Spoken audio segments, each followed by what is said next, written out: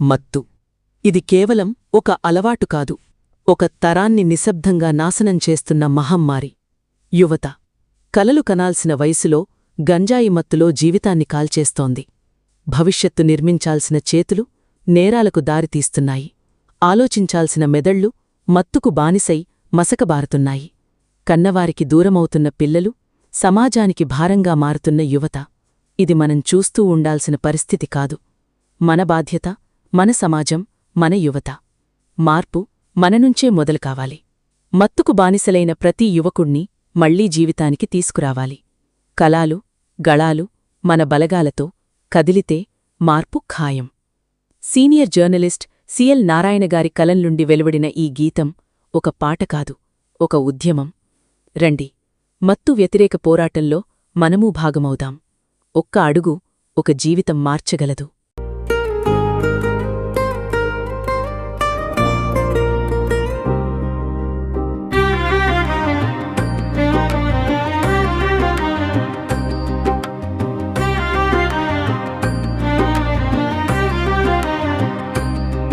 దారి తప్పుతుంది, యువతరం గాడి తప్పుతుంది.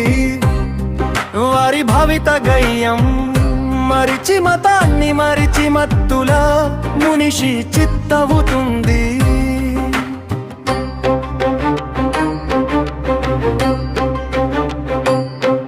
దారి తప్పుతుంది, యువతరం గాడి తప్పుతుంది.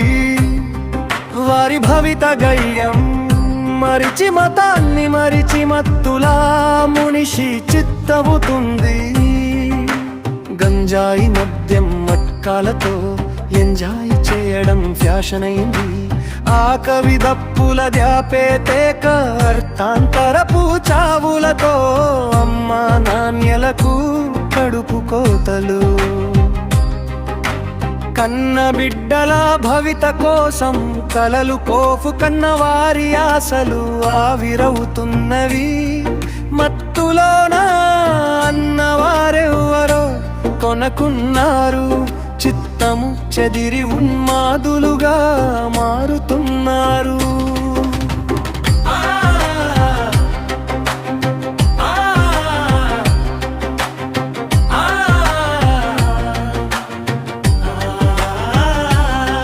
దారి తప్పుతుంది, యువతరం గాడి తప్పుతుంది.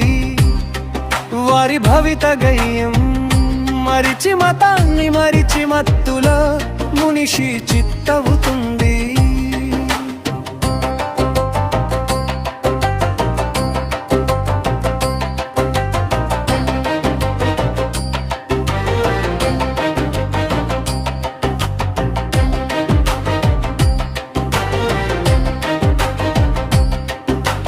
మత్తు వదలరా, కళ్ళు తెరవరా, భావితరానికి మార్గం చూపే బాధ్యత కలిగిన పౌరుడివై మార్గం దూరిగా ఆదర్శంగా నిలవరా.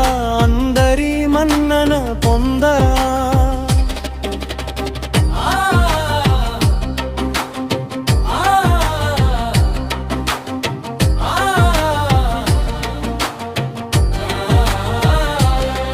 దారి తప్పుతుంది, యువతరం గాడి తప్పుతుంది.